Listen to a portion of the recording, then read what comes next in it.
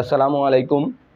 ঈদুল আজহা উপলক্ষে আমাদের ৪ পর্বের চামড়া শিল্পের কাহিনীর আজকে শেষ পর্ব এবং এটা হচ্ছে চামড়া শিল্পের ভবিষ্যৎ নিয়ে আমরা আলোচনা করব।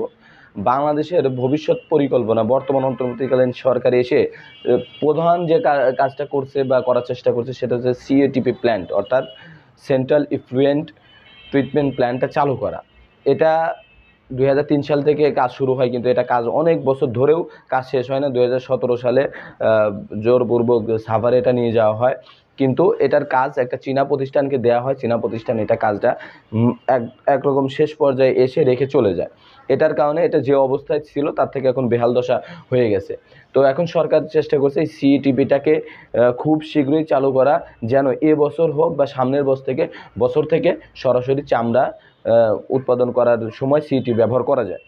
এবং সিইটিপি যখনই কার্যকর হয়ে যাবে তখন ট্যানারি মালিকগুলো বা ট্যানারিগুলো তাদের এলডাব্লিউজি সনদ, অর্থাৎ লেদার ওয়ার্কিং গ্রুপের সনদ পাওয়ার জন্য প্রায় অতিরিক্ত 300 মার্ক তারা পেয়ে গেল।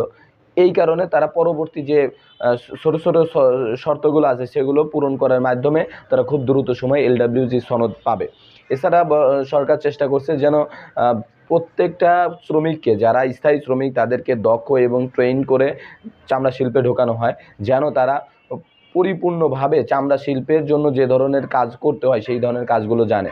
প্রয়োজনে এই ধরনের কাজের জন্য স্কিল্ড ওয়ার্কার্স বিদেশ থেকে এনে কাজ করিয়ে কিছুটা অভিজ্ঞতা বাংলাদেশকে দিয়ে যাইতে পারে।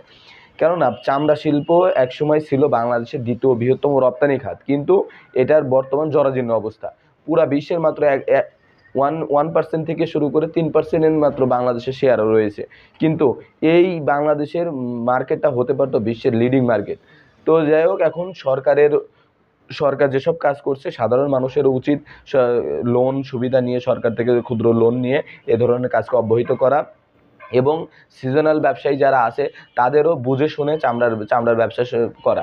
এছাড়া আপনি আমাদেরকে কমেন্ট করে জানাতে পারেন যে চামড়া শিল্পের ভবিষ্যতে উত্তরণের জন্য বা ভবিষ্যৎ পরিকল্পনায় কি করা যেতে পারে। তো আজকের ভিডিও এই পর্যন্তই। আসসালামু আলাইকুম।